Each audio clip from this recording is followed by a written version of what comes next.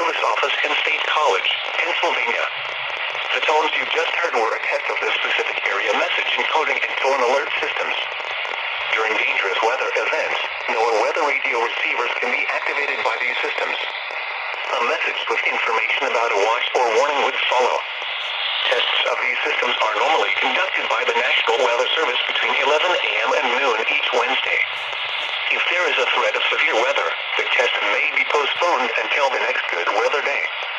Repeating, this was a test of the specific area message encoding and tone alert systems.